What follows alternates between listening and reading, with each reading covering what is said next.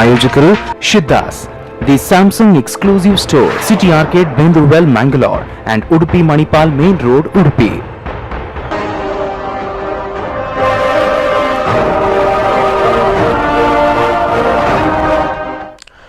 ಇವತ್ತಿನ current affairs ನಲ್ಲಿ season ರೋಗ ಎಚ್ಚರ ಕಾರ್ಯಕ್ರಮಕ್ಕೆ ಸ್ವಾಗತ. ನನ್ನ ಜೊತೆಗೆ ದಕ್ಷಿಣ ಕನ್ನಡ ಜಿಲ್ಲಾ ಆಶ್ರಿತ ರೋಗಗಳ ನಿಯಂತ್ರಣಾಧಿಕಾರಿಯಾದಂಥ ಡಾಕ್ಟರ್ ಅರುಣ್ ಕುಮಾರ್ ಮತ್ತು ಆರೋಗ್ಯ ಮೇಲ್ವಿಚಾರಕರಾದಂಥ ಜಯರಾಮ್ ಪೂಜಾರಿ ಅವರಿದ್ದಾರೆ. ಈಗಾಗಲೇ ನಾವು ಮಾತಾಡ್ತಿದ್ದೆವು. ಜಯರಾಮ್ ಪೂಜಾರಿ ಅವರೇ, ಅಂದರೆ ಇಲಾಖೆ ಈಗಾಗಲೇ ಒಂದಷ್ಟು ಅಲ್ಲಲ್ಲಿ ಕ್ರಮ ಕೈಗೊಳ್ಳುವಂಥದ್ದನ್ನೆಲ್ಲ ಮಾಡ್ತಾ ಇದೆಯಾ? ಅಂದರೆ ಸ್ಪಷ್ಟವಾಗಿ ಇದನ್ನು ಗುರುತಿಸ್ತೀಯಾ ಅಂತ? ಖಂಡಿತ ಮಾಡ್ತಾ ಇದ್ದೇವೆ. ಆರಂಭದಿಂದಲೂ ಈಗಾಗಲೇ ನಮ್ಮ ಅಧಿಕಾರಿಗಳು ಹೇಳಿದ ಹಾಗೆ ಮಳೆ ಬಂದು ಡೆಂಗ್ಯೂ ಮಳೆ ಸಮಸ್ಯೆ ಜಾಸ್ತಿ ಆಗ್ತದೆ ಅನ್ನುವಾಗಲೇ ಎಲ್ಲ ನಮ್ಮ ಪ್ರಾಥಮಿಕ ಆರೋಗ್ಯ ಕೇಂದ್ರಗಳ ಅವರಿಗೆ ಮುನ್ನೆಚ್ಚರಿಕೆ ಕ್ರಮಗಳ ಬಗ್ಗೆ ಏನೇನು ಅನುಷ್ಠಾನ ಮಾಡಬೇಕು ಅದರ ಬಗ್ಗೆ ಸರಿಯಾದ ಮಾರ್ಗದರ್ಶನ ನಮ್ಮ ಜಿಲ್ಲಾ ಆರೋಗ್ಯ ಮತ್ತು ಕುಟುಂಬ ಕಲ್ಯಾಣ ಅಧಿಕಾರಿಯವರು ನೀಡಿದ್ದಾರೆ. ಆ ಬಳಿಕ ಇತ್ತೀಚೆಗೆ ಮೊನ್ನೆ 16 ತಾರೀಕು ಜೂನ್ ಮಾನ್ಯ ಆರೋಗ್ಯ ಸಚಿವರು ಕೂಡ ಬೆಳ್ತಂಗಡಿ, ಪುತ್ತೂರು, ಬಂಟ್ವಾಳ, ಸುಳ್ಯ ತಾಲೂಕುಗಳಲ್ಲಿ ಆರೋಗ್ಯ ಇಲಾಖೆ, ಪಂಚಾಯತ್ ಮತ್ತು ಈ ಥರ ಎಲ್ಲ ಇಲಾಖೆಯವರನ್ನು ಸೇರಿಸಿಕೊಂಡು ಏನೆಲ್ಲ ಕೆಲಸ ಕಾರ್ಯಗಳಾಗ್ತಾ ಇದೆ, ಏನು ಮಾಡಬೇಕು ಅನ್ನೋ ಬಗ್ಗೆ ಒಂದು ಸ್ಪಷ್ಟವಾದ ನಿರ್ದೇಶನ ನೀಡಿದ್ದಾರೆ. ಆರಂಭದಿಂದಲೂ ಮುಖ್ಯವಾಗಿ ನಮ್ಮ ಆಶಾ ಮತ್ತು ಆರೋಗ್ಯ ಸಹಾಯಕರು ಮನೆ ಮನೆಗೆ ಭೇಟಿ ನೀಡಿ ಸೊಳ್ಳೆ ಉತ್ಪತ್ತಿ ಸ್ಥಳಗಳನ್ನು ಗುರುತಿಸಿ ನಾಶ ಮಾಡುವಂಥ ಒಂದು ಮಾಹಿತಿಯನ್ನು ಅವರವರ ಮನೆಯಲ್ಲಿ ಅವರವರು ಮಾಡಿಕೊಳ್ಬೇಕು. ಆ ಮೂಲಕ ಸೊಳ್ಳೆಯ ಸಂಖ್ಯೆಯನ್ನು ಕಡಿಮೆ ಮಾಡಲಿಕ್ಕೆ ಸಾಧ್ಯ ಇದೆ ಅನ್ನುವಂಥ ಒಂದು ಕೆಲಸ ಅದು ಆಗಿದೆ. ಜೊತೆಗೆ ಮಾಹಿತಿ ಕಾರ್ಯಕ್ರಮ, ಎಲ್ಲಿ ಅವಕಾಶ ಸಿಗ್ತದೋ ಅಲ್ಲಿ ಜನರಿಗೆ ಜಾಗೃತಿ ಮೂಡಿಸುವ ಮಾಹಿತಿ ಕಾರ್ಯಕ್ರಮಗಳನ್ನು ಕೂಡ ಮಾಡ್ತಾ ಬಂದಿದ್ದೇವೆ. ಯಾಕಂತ ಹೇಳಿದ್ರೆ ರೋಗ ಯಾವ ರೀತಿಯಲ್ಲಿ ಬರ್ತದೆ, ಮುಖ್ಯವಾಗಿ ಯಾವುದೇ ಆರೋಗ್ಯ ಸಮಸ್ಯೆ ಬಂದಾಗ ತಕ್ಷಣ ಅವರು ಸರಿಯಾದ ಚಿಕಿತ್ಸೆ ಪಡ್ಕೊಳ್ಳಿಕ್ಕೆ ವ್ಯವಸ್ಥೆ ಮಾಡಿಕೊಳ್ಬೇಕು. ನಮ್ಮಲ್ಲಿ ಹಳ್ಳಿಯಲ್ಲಿ ಯಾವುದೇ ಜ್ವರ ಇರಬಹುದು, ಅಲ್ಲಿ ನಮ್ಮ ಜೊತೆಗೆ ಈಗ ದಕ್ಷಿಣ ಕನ್ನಡ ಜಿಲ್ಲಾ ಪಂಚಾಯತ್ ಸಿಇಒ ಶ್ರೀ ವಿದ್ಯಾ ಅವರು ನಮ್ಮ ಜೊತೆಗೆ ನೇರ ಸಂಪರ್ಕದಲ್ಲಿದ್ದಾರೆ. ನಮಸ್ಕಾರ ಮೇಡಮ್. ಈಗಾಗಲೇ ಬಹಳ ಕಡೆಗಳಲ್ಲಿ ಇಡೀ ಜಿಲ್ಲೆಯಲ್ಲಿ ವಿವಿಧ ರೋಗಗಳು ಕಾಣಿಸಿಕೊಳ್ತವೆ. ಬಹಳ ಮುಖ್ಯವಾಗಿ ಡೆಂಗ್ಯೂ ರೋಗಕ್ಕೆ ಸಂಬಂಧಪಟ್ಟ ಹಾಗೆ ಆಯಾಯ ಪಂಚಾಯತ್ಗಳಲ್ಲಿ ಈ ರೋಗ ನಿಯಂತ್ರಣಕ್ಕೆ ಸಂಬಂಧಪಟ್ಟ ಹಾಗೆ ಏನು ಆರ್ಡರ್ ಮಾಡಿದ್ರಿ ಮೇಡಮ್? ನಾವು ಜಿಲ್ಲಾ ಪಂಚಾಯತ್ ಅವಧಿಯಿಂದ ಅಂದ್ರೆ ಈ ಮಳೆಗಾಲಕ್ಕೆ ಹಿಂದೆ ಏಪ್ರಿಲ್ ತಿಂಗಳಲ್ಲಿ, ಮೇ ತಿಂಗಳಲ್ಲಿ ನಾವು ಇನ್ಸ್ಟ್ರಕ್ಷನ್ಸ್ ಕೊಟ್ಟಿದೆ. ಅಂದ್ರೆ ಎಲ್ಲಾ ಗ್ರಾಮ ಪಂಚಾಯತ್ಗಳು ತಮ್ಮ ವ್ಯಾಪ್ತಿಯಲ್ಲಿ ಇರುವ ಎಲ್ಲಾ ಚರಂಡಿಗಳು ಮತ್ತೆ ವಾತಾವರಣವನ್ನು ಕಡ್ಡಾಯ ಕ್ಲೀನ್ ಮಾಡ್ಬೇಕು. ಅದು ರೆಗ್ಯುಲರ್ ಆಗಿ ಕ್ಲೀನ್ ಮಾಡಿಸಬೇಕು. ಈಗ ಮಳೆಗಾಲದಲ್ಲಿ ಈ ಮಾನ್ಸೂನ್ ಟೈಮ್ ಅಲ್ಲಿ ಈಗ ರೆಗ್ಯುಲರ್ ಆಗಿ ಎಲ್ಲ ಕಡೆ ಕ್ಲೀನ್ ಮಾಡ್ಬೇಕಂದು ಪುನಃ ನಾವು ಇನ್ಸ್ಟ್ರಕ್ಷನ್ಸ್ ಕೊಟ್ಟಿದೆ. ಮತ್ತೆ ಫೋಗಿಂಗು ಕೂಡ ಮಾಡ್ಬೇಕಂದ್ರೆ ಸುಳ್ಯ, ಬೆಳ್ತಂಗಡಿ, ಪುತ್ತೂರು, ಮಲೆನಾಡ್ ಏರಿಯಾಗಳಲ್ಲಿ ಸ್ವಲ್ಪ ಜಾಸ್ತಿ ಡೆಂಗು ಅದೆಲ್ಲ ಸಮಸ್ಯೆಗಳು ಬರುವಾಗ ಅಲ್ಲಿ ಫೋಗಿಂಗ್ ಕೂಡ ರೆಗ್ಯುಲರ್ ಆಗಿ ಮಾಡೋದಕ್ಕೆ ಅಂದ್ರೆ ಆರೋಗ್ಯ ಇಲಾಖೆ ಜೊತೆ ಮಾಡೋದಕ್ಕೆ ಕೂಡ ಇನ್ಸ್ಟ್ರಕ್ಷನ್ಸ್ ಕೊಟ್ಟಿದೆ ನಮ್ಮ. ಅಂದ್ರೆ ಒಂದು ಪರ್ಮನೆಂಟ್ ಸೊಲ್ಯೂಷನ್ ಅನ್ನುವಂತ ರೀತಿಯಲ್ಲಿ ಏನಾದ್ರೂ ಚರ್ಚೆಗಳು ನಡೀತಾ ಇದಾವ ಮೇಡಮ್? ಪರ್ಮನೆಂಟ್ ಸೊಲ್ಯೂಷನ್ ಅಂದ್ರೆ ಈ ರೋಗಗಳನ್ನ ಯಾವ ರೀತಿಯಲ್ಲಿ ಬಾರದೇ ಇರುವ ರೀತಿಯಲ್ಲಿ ಜಾಗೃತಿ ವಹಿಸಬೇಕು, ಜನರಿಗೆ ಒಂದು ಎಚ್ಚರಿಕೆ ಕೊಡುವಂತದ್ದು, ಜಾಗೃತಿ ಕೊಡುವಂತ ಕಾರ್ಯಕ್ರಮಗಳು ಅದು ಈಗಾಗಲೇ ನಾವು ಹೆಲ್ತ್ ಇಲಾಖೆ ಅವಧಿಯಿಂದ ಅಂದ್ರೆ ನಮ್ಮ ಮುನ್ಸಿಪಾಲಿಟಿಗಳು, ಕಾರ್ಪೊರೇಷನ್ ಮತ್ತೆ ಪಂಚಾಯತ್ ಎಲ್ಲ ಸೇರಿಸಿ ಸುಮಾರು ಕಾರ್ಯಕ್ರಮಗಳನ್ನು ನಾವು ಈಗಾಗಲೇ ಶುರು ಮಾಡಿದೆ. ಅಂದ್ರೆ ಇದರಲ್ಲಿ ಜನರ ಸಹಕಾರ ಇರಲೇಬೇಕು.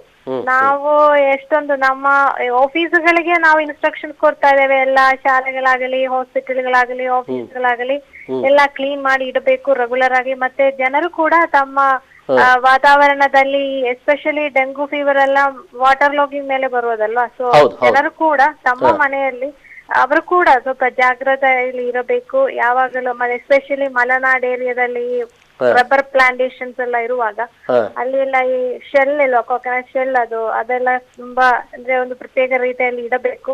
ಅದೆಲ್ಲ ನಾವು ಇನ್ಸ್ಟ್ರಕ್ಷನ್ಸ್ ಅಂದ್ರೆ ಜನರ ಸಹಕಾರ ಬೇಕೇ ಬೇಕು. ಅದಕ್ಕಾಗಿ ಹೆಲ್ತ್ ಇಲಾಖೆ ಅವಧಿಯಿಂದ ನಾವೊಂದು ಪ್ಯಾಂಪ್ಲೆಟ್ಗಳು ಸುಮಾರು ಇನ್ಸ್ಟ್ರಕ್ಷನ್ಸ್ ಅಂದ್ರೆ ಅದು ಕೊಡ್ತಾ ಇದೀವಿ ಎಲ್ಲರಿಗೂ, ಜನರಿಗೆ, ಸಾರ್ವಜನಿಕರಿಗೆ. ಇದ್ರ ಜೊತೆಗೆ ಈ ಮಳಿಗೆಗಳು, ಕಟ್ಟಡಗಳು, ಅದರ ನಿರ್ಮಾಣ ಕಾಮಗಾರಿಗಳು ಈ ಸಂದರ್ಭದಲ್ಲಿ ಪಂಚಾಯತ್ಗಳಿಗೆ ಏನಾದರೂ ನಿರ್ದೇಶನ ಕೊಟ್ಟಿದ್ದಾರೆ? ಯಾಕಂದ್ರೆ ಆರೋಗ್ಯ ಇಲಾಖೆಗೆ ಸಂಬಂಧಪಟ್ಟ ಹಾಗೆ ವೈದ್ಯರುಗಳು ಮಾಡ್ತಾರೆ, ಎಲ್ಲವೂ ಸರಿ.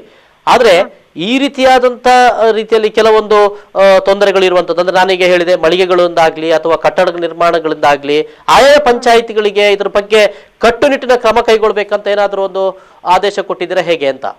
ನಾವು ಡೈರೆಕ್ಷನ್ ಕೊಟ್ಟಿದ್ದೇವೆ ಎಲ್ಲ ತಾಲೂಕ್ ಪಂಚಾಯತ್ ಎಕ್ಸಿಕ್ಯೂಟಿವ್ ಆಫೀಸರ್ಗಳಿಗೂ PDOಗಳಿಗೂ. ಅಂದ್ರೆ ಏನಾದರೂ ಅವರ ಅಂಗಡಿಗಳ ಕಡೆಯಿಂದ ಮತ್ತೆ ಏನಾದ್ರು ಕನ್ಸ್ಟ್ರಕ್ಷನ್ ಸೈಟ್ ಇಂದ ಅವರೇನು ಆಕ್ಷನ್ ತಗೊಳ್ತಾ ಇದ್ರೆ ಅವರಿಗೆ ಇಮಿಡಿಯೇಟ್ ನೋಟಿಸ್ ಇಶ್ಯೂ ಮಾಡೋದು, ಅವರ ಮೇಲೆ ಪಂಚಾಯತ್ ಆಕ್ಟ್ ಪ್ರಕಾರ ಆಕ್ಷನ್ ತಗೊಳ್ಬಹುದು. ಈ ಪಂಚಾಯತ್ಗಳಿಗೆ ನಮ್ಮ PDOಗಳಿಗೆ ಅಧಿಕಾರ ಇದೆ, ಅದಕ್ಕೆ ನಾವು ಡೈರೆಕ್ಷನ್ಸ್ ಇಶ್ಯೂ ಮಾಡಿದೆ, ಅಂದ್ರೆ ಪಬ್ಲಿಕ್ ಹೆಲ್ತ್ ಬಗ್ಗೆ. ಇದೊಂದು ತಮ್ಮ ಗಮನಕ್ಕೆ ನಾನು ತರ್ತಾ ಇರುವಂತದ್ದು, ಪುತ್ತೂರು ಮತ್ತು ಸುಳ್ಯದಲ್ಲಿ ಆಸ್ಪತ್ರೆಗಳಲ್ಲಿ ಬೆಡ್ ಇಲ್ಲ ಅನ್ನುವಂತ ಒಂದು ಪರಿಸ್ಥಿತಿ ಬಂದು ಬಿಟ್ಟಿದೆ ಅಂತೆ. ಇವನ್ ಸರ್ಕಾರಿ ಪ್ರಾಥಮಿಕ ಆರೋಗ್ಯ ಕೇಂದ್ರ ಅಥವಾ ಸಮುದಾಯ ಆರೋಗ್ಯ ಕೇಂದ್ರಗಳಲ್ಲಿ ಹೇಗೂ ಇಲ್ಲ, ಜೊತೆಗೆ ಪ್ರೈವೇಟ್ ಹಾಸ್ಪಿಟಲ್ ಕೂಡ ಹಾಗೆ ಬಂದಿದೆ. ಬಹುಶಃ ಇದ್ರ ಬಗ್ಗೆ ಏನ್ ಕ್ರಮ ಕೈಗೊಳ್ಬಹುದು ಅಂತ ಹೇಳ್ತೀರಿ? ನಾವು ಈಗಾಗಲೇ ನಮ್ಮ ಹೆಲ್ತ್ ಇಲಾಖೆಯಿಂದ ಮ್ಯಾಕ್ಸಿಮಮ್ ಅಂದ್ರೆ ಡಾಕ್ಟರ್ಸ್ ಗಳನ್ನು ಶಫಲ್ ಮಾಡೋದಕ್ಕೆ ಕೂಡ ಇನ್ಸ್ಟ್ರಕ್ಷನ್ಸ್ ಕೊಟ್ಟಿದೆ ನಮ್ಮ DHOಗೆ. ಮತ್ತೆ ಎಲ್ಲಿ ಡಾಕ್ಟರ್ ಅಂದ್ರೆ ಮೊಬೈಲ್ ಕ್ಲಿನಿಕ್ಗಳು ಕೂಡ ಕೊಡೋದಕ್ಕೆ ಒಂದು ಇನ್ಸ್ಟ್ರಕ್ಷನ್ಸ್ ಕೊಟ್ಟಿದೆ ನಮ್ಮ ಹೆಲ್ತ್ ಇಲಾಖೆಗೆ. ಎಲ್ಲಿ ತುಂಬಾ ಇಂಟೀರಿಯರ್ ಕಡೆಯಿಂದ ಜನರು ಬಂದು ಬರುವುದಕ್ಕೆ ಕಷ್ಟ ಆದ್ರೆ, ಏನಾದ್ರೂ ಕಾಲೋನಿದ ಪ್ರಾಬ್ಲಮ್ ಇದ್ರೆ ಅಲ್ಲಿಗೆ ಒಂದು ಮೊಬೈಲ್ ಕ್ಲಿನಿಕ್ನ ಸೌಲಭ್ಯವನ್ನ ಕೊಡಬಹುದು, ಅದರ ಇನ್ಸ್ಟ್ರಕ್ಷನ್ಸ್ ಕೊಟ್ಟಿದೆ. ಮತ್ತೆ ಎಲ್ಲಿ ಪ್ರಾಬ್ಲಮ್ ಇದೆಯೋ ಅಲ್ಲಿ ನಾವು ನಮ್ಮ ನೀಡ್ ಬೇಸಿಸ್ ಮೇಲೆ ವಿ ವಿಲ್ ಡೆಫಿನೆಟ್ಲಿ ಅದಕ್ಕೆ ಇಮಿಡಿಯೇಟ್ ಆಕ್ಷನ್ ತಗೊಳ್ಳೋದಕ್ಕೆ DHOಗೆ ಡೈರೆಕ್ಷನ್ ಕೊಟ್ಟಿದೆ. ಈಗ ಬೆಡ್ಡಿನ ಪ್ರಾಬ್ಲಮ್ ಇದ್ರೆ ಅದು ಅರೇಂಜ್ ಮಾಡಿ ಕೊಡೋದು, ಅದೇ ತರ ಅಡ್ಜಸ್ಟ್ ಮಾಡಿ ಕೊಡೋದಕ್ಕೆ ನಾವು ಡೈರೆಕ್ಷನ್ಸ್ ಇಶ್ಯೂ ಮಾಡಿದೆ. ಎಸ್ ಮೇಡಮ್, ಥ್ಯಾಂಕ್ ಯು ನಮ್ಮ ಜೊತೆಗೆ ಮಾತಿಗೆ ಸಿಕ್ಕಿದ್ದಕ್ಕೆ. ಇದು ಜಿಲ್ಲಾ ಪಂಚಾಯತ್ CEO ಡಾಕ್ಟರ್ ಶ್ರೀ ವಿದ್ಯಾ ಅವರು ನಮ್ಮ ಜೊತೆಗೆ ಜಿಲ್ಲಾ ಪಂಚಾಯತ್ ಇಂದ ಅಂದ್ರೆ ಇಡೀ ಒಂದು ಗ್ರಾಮಗಳಲ್ಲಿ ಆಡಳಿತಕ್ಕೆ ಸಂಬಂಧಪಟ್ಟ ಏನು ಕ್ರಮ ಕೈಗೊಳ್ಳಲಾಗ್ತಾ ಇದೆ ಅನ್ನೋದ್ರ ಬಗ್ಗೆ ಮಾಹಿತಿಯನ್ನು ಕೊಟ್ಟಿದ್ದಾರೆ. ಡಾಕ್ಟ್ರೆ, ಇಲ್ಲಿ ಆಸ್ಪತ್ರೆಗೆ ಹೋಗಿ ಸೇರಲೇಬೇಕಾದಂತ ಅಂದ್ರೆ ಡೆಂಗ್ಯೂ ರೋಗಕ್ಕೆ ಸಂಬಂಧಪಟ್ಟ ಹಾಗೆ ಹೇಳ್ತಾ ಇರುವಂತದ್ದು, ಒಂದು ವೇಳೆ ರಕ್ತ ಪರೀಕ್ಷೆ ಮಾಡಿ ಖಚಿತ ಪಟ್ಟುಕೊಂಡ ಡೆಂಗ್ಯೂ ಅಂತ ಅಂದ ತಕ್ಷಣ ಆಸ್ಪತ್ರೆಯಲ್ಲಿ ಅಡ್ಮಿಟ್ ಆಗಬೇಕು ಅಂತಕ್ಕಂಥದ್ದು ಖಂಡಿತ ಇಲ್ಲ. ಇಲ್ಲಿ ಕೆಲವೊಂದು ಇಲ್ಲಿ ನಾವು ಜನರ ಆತಂಕಕ್ಕೆ ಇದನ್ನ ಮಾರ್ಕ್ಸ್ ಕೊಡಬೇಕು ಅಥವಾ ಆಸ್ಪತ್ರೆಗಳಲ್ಲಿ ಈ ರೀತಿ ಮಾಡ್ತಾ ಇದಾರೆ ಅಂತ ಹೇಳಬೇಕು ಅನ್ನೋದು ಖಂಡಿತ ಚರ್ಚೆಗೆ ನಾನು ಇಳಿಯೋದಿಲ್ಲ. ಇಲ್ಲಿ ಬಹಳಷ್ಟು ಆರೋಗ್ಯವಂತರೇ ಇರ್ತಾರೆ. ಡೆಂಗ್ಯೂ ಅಂತ ಹೇಳಿ ರಿಪೋರ್ಟ್ ಯಾವಾಗ ಬರ್ತದೆ ಆ ಆತಂಕದಿಂದ ಅರ್ಧ ಅವರು ಆಸ್ಪತ್ರೆಯಲ್ಲೇ ಇರ್ಲಿಕ್ಕೆ ಇಷ್ಟಪಡ್ತಾರೆ. ಕೆಲವರು ಏನಾಗ್ತದೆ, ಈಗ ನಾವು ನೋಡ್ತಾ ಇರೋದು ಗುಡ್ಡಗಾಡು ಪ್ರದೇಶಗಳಲ್ಲಿ, ಅದರಲ್ಲೂ ಸುಳ್ಯ ಮತ್ತು ಬೆಳ್ತಂಗಡಿ ಮನೆಗೂ ಮತ್ತು ಅವರ ಆಸ್ಪತ್ರೆಗೂ ಬಹಳಷ್ಟು ಕಷ್ಟದ ದಾರಿ ಇರ್ತದೆ. ರಾತ್ರಿ ಹೆಚ್ಚಾದ್ರೆ ನಾನು ಏನು ಮಾಡಬೇಕು, ಇಂಥ ಸಂದರ್ಭಗಳಲ್ಲಿ ಅವರು ಆಸ್ಪತ್ರೆಯಲ್ಲಿ ಇರ್ಲಿಕ್ಕೆ ಇಷ್ಟಪಡ್ತಾ ಇದ್ದಾರೆ ವಿನಃ ಇದರಲ್ಲಿ ಹೆಚ್ಚು ಜನಕ್ಕೆ ಖಂಡಿತ ಅಡ್ಮಿಷನ್ ಅವಶ್ಯಕತೆ ಇರ್ಲಿಕ್ಕಿಲ್ಲ. ನಾವು ಕೂಡ ಫೀಲ್ಡಲ್ಲಿ ಆಸ್ಪತ್ರೆಗಳಲ್ಲಿ ಹೋಗಿ ನೋಡ್ತಾ ಇದ್ದೇವೆ. ಬಹಳಷ್ಟು ಅಡ್ಮಿಷನ್ಸ್ ಈಗ ಈ ರೀತಿ ಅವಶ್ಯಕತೆಗಳು ಈಗ ರಾತ್ರಿ 108 ಹೆಚ್ಚು ಅಡ್ಮಿಷನ್ ಕೆಲವೊಂದು ಎಲ್ಲದು ಅಂತ ನಾನು ಹೇಳಲಿಕ್ಕಿಲ್ಲ. ಬಹಳಷ್ಟು ಇದರೊಳಗೆ ಆತಂಕಕಾರಿ ಒಂದು ಸಂದರ್ಭ ಇರೋದ್ರಿಂದ ಅಡ್ಮಿಷನ್ಗಳು ಸ್ವಲ್ಪ ಹೆಚ್ಚು ಆಗ್ತಾ ಇದೆ ಅಂತಕ್ಕಂಥದ್ದು ಹೇಳಲಿಕ್ಕೆ ನಾನು ಇಲ್ಲಿ. ಒಂದೇ ಮನೆಯಲ್ಲಿ ಎಲ್ರಿಗೂ ಬರುವಂತ ಸಾಧ್ಯತೆಗಳೆಲ್ಲ ಖಂಡಿತ ಈಗ ಇದ್ರ ಬಗ್ಗೆ ಚರ್ಚೆ ಮಾಡಿದ್ವಿ. ಈ ಸೊಳ್ಳೆ ಹಗಲತ್ತು ಕಚ್ಚೋದ್ರಿಂದ ನಾವು ಎಚ್ಚರ ಇರೋದ್ರಿಂದ ಮತ್ತೆ ಆ ಕಡಿತ ಗೊತ್ತಾಗೋದ್ರಿಂದ ನಾವು ಅದನ್ನ ಓಡಿಸ್ತಾ ಇರ್ತೇವೆ. ಅದಕ್ಕೆ ಒಬ್ಬರಿಂದ ಇನ್ನೊಬ್ಬರಿಗೆ ಕಚ್ಚಿ ಅದು 10-15 ಜನರಿಗೆ ಕಚ್ಚಿದ ಸಂಪೂರ್ಣ ಎಷ್ಟು ಬೇಕೋ ಅಷ್ಟು ರಕ್ತ ತಗೊಳ್ಬೇಕಾಗ್ತದೆ.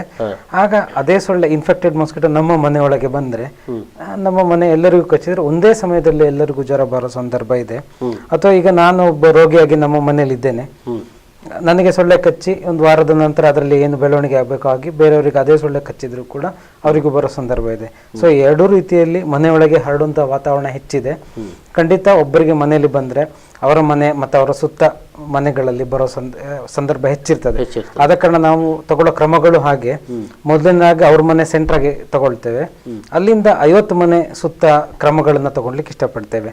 ಸಾಧಾರಣ 500 ಮೀಟರ್ ತನಕ ಇದು ಹಾರೋ ಒಂದು ಇದಕ್ಕೆ ಕೆಪಾಸಿಟಿ ಇರೋದ್ರಿಂದ 500 ಮೀಟರ್ ನಾವು ಇಲ್ಲಿ 50 ಮನೆ ಅಂತ ತಗೊಳ್ತೀವಿ. ದಕ್ಷಿಣ ಕನ್ನಡದಲ್ಲಿ ಬಹಳ ದೂರ ಮನೆಗಳಿರ್ತದೆ, ಅದು ಕೂಡ ಸುತ್ತಮುತ್ತ ಇರೋ 500 ಮೀಟರ್ ಪ್ರದೇಶಗಳಲ್ಲಿ ಎಷ್ಟು ಮನೆ ಬರ್ತದೋ ಅದನ್ನೆಲ್ಲ ಒಂದು ಸುತ್ತಮುತ್ತ ಜ್ವರ ಸಮೀಕ್ಷೆ ಇರ್ಬೋದು, ಫಾಗಿಂಗ್ ಇರ್ಬೋದು, ಅಥವಾ ಸೋರ್ಸ್ ರಿಡಕ್ಷನ್ ಆಕ್ಟಿವಿಟೀಸ್ ಏನು ಹೇಳಿದ್ರು, ಸೊಳ್ಳೆ ಉತ್ಪತ್ತಿ ತಾಣಗಳನ್ನು ನಿರ್ಮೂಲನೆ ಮಾಡೋದು, ಈ ಕಾರ್ಯಕ್ರಮಗಳನ್ನು ನಾವು ಈ 50 ಮನೆ ಸುತ್ತಮುತ್ತ ತಗೊಳ್ಲಿಕ್ಕೆ ಇಷ್ಟಪಡ್ತೇವೆ.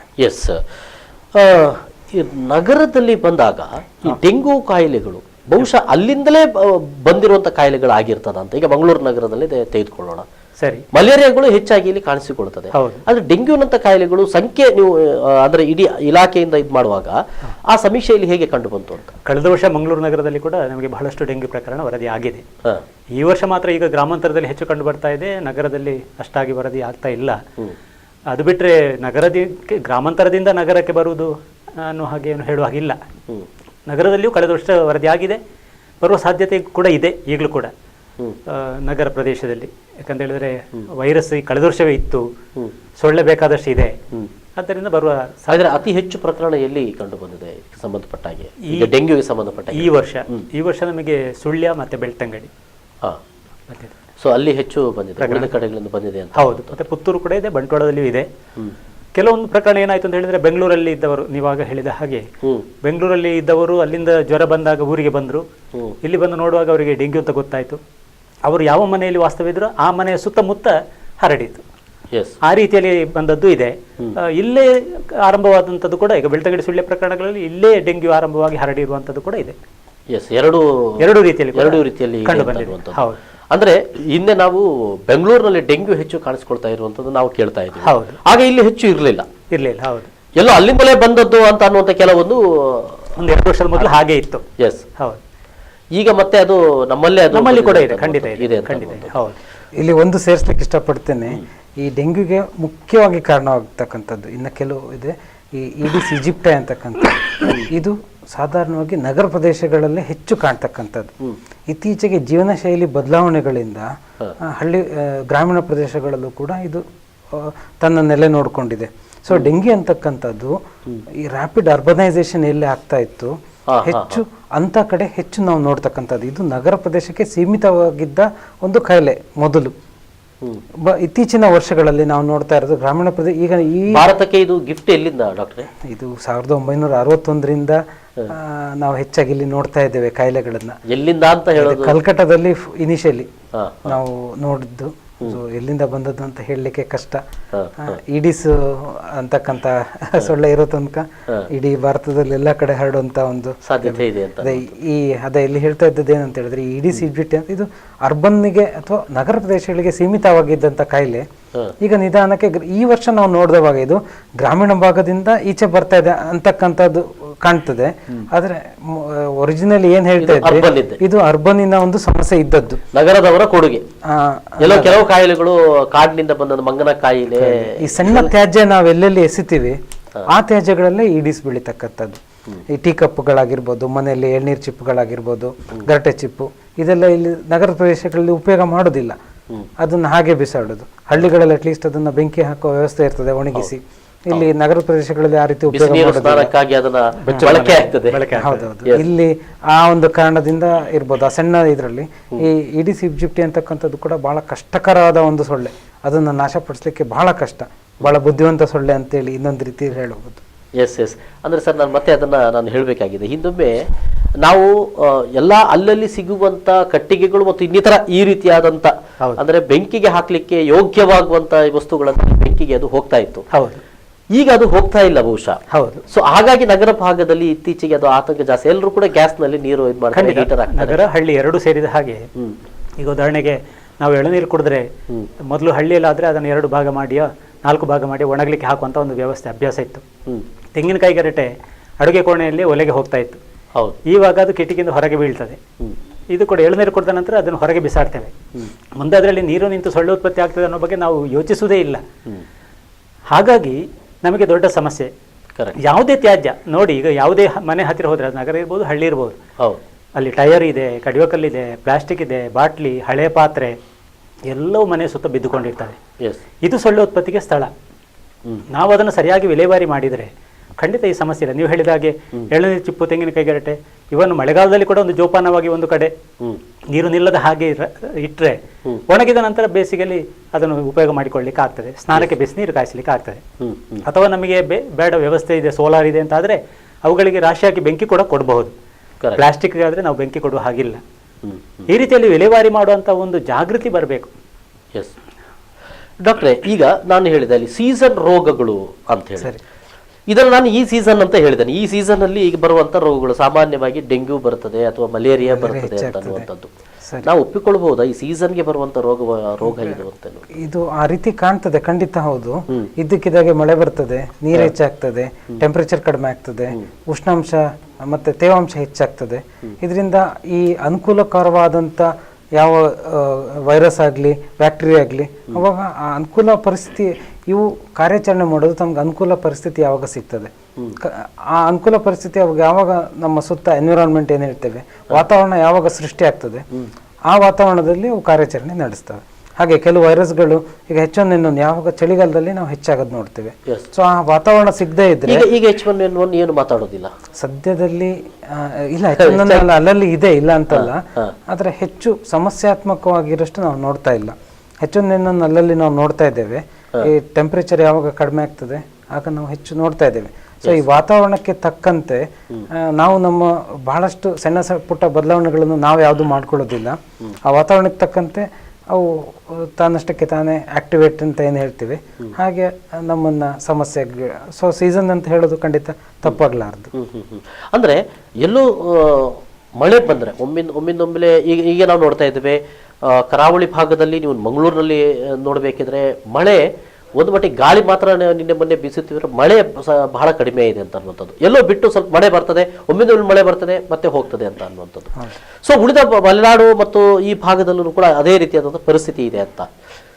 ಹಾಗಿದ್ರೆ ಇದು ಹಾಗೆ ಮುಂದುವರಿಯುವ ಸಾಧ್ಯತೆಗಳು ಇದ್ದಾವ, ಎಲ್ಲಿ ತನಕ ಹೋಗ್ಬೋದು ಅಂತ ಈ ಸೀಸನ್ ಕಾಯಿಲೆಗಳು, ಅಂದ್ರೆ ಈಗ ಸದ್ಯದ ಒಂದು ಈ ರೀತಿ ವೈರಸ್ಗಳು ಸ್ಪ್ರೆಡ್ ಆಗ್ತಾ ಆಗ್ತಾ ಅದರ ವಿರಿಲಿಟಿ ಬಹಳಷ್ಟು ಕಡಿಮೆ ಆಗ್ತಾ ಹೋಗ್ತದೆ, ಆಗ ಕಡಿಮೆ ಆಗ್ತದೆ, ಮತ್ತೆ ನಮ್ಮ ಇಮ್ಯುನಿಟಿ ಅದಕ್ಕೆ ಹೆಚ್ಚಾಗ್ತಾ ಹೋಗ್ತದೆ. ಸೊ ಈ ಎರಡು ಒಂದು ಎಲ್ಲಿ ಮೀಟ್ ಆಗ್ತದೆ ಆಗ ನಮ್ಗೆ ಕಡಿಮೆ ಆಗ್ತದೆ. ಹಾಗೆ ಇದು ಎರಡು ರೀತಿಯಲ್ಲಿ, ಒಂದು ನಮ್ಮ ಪರಿಸ್ಥಿತಿ ಒಳ್ಳೇದಾಗ್ತಾ ಹೋಗ್ತದೆ, ಎರಡನೇದು ಅದ್ರ ವಿರುಲೆನ್ಸ್ ಏನ್ ಅದ್ರದಕ್ಕೆ ಇದಿರುತ್ತೆ ಅದು ಕಡಿಮೆ ಆಗ್ತಾ ಹೋಗ್ತದೆ. ಎರಡು ಯಾವಾಗ ಎಲ್ಲಿ ಮೀಟ್ ಆಗ್ತದೆ ಆಗ ನಾವು ಅನುಕೂಲಕರವಾದ ವಾತಾವರಣ ಪಡಿತೇವೆ. ಎಲ್ಲೋ ರಪ್ಪ ಹೇಳಿಬಿಡ್ತಾರೆ ಮಳೆ ಇಲ್ಲಲ್ಲ, ಮಳೆ ಒಂದೇ ಸಮನೆ 2-3 ದಿನ ಮಳೆ ಬಂದ್ರೆ ಎಲ್ಲ ನಿಂತು ಹೋಗ್ತದೆ ಅಂತ ಅನ್ನುವಂಥದ್ದು. ಅದು ಸರಿಯಾದ ವೈರಲ್ ಜ್ವರ ಎಲ್ಲ ನಿಂತು ಹೋಗುದಿಲ್ಲ.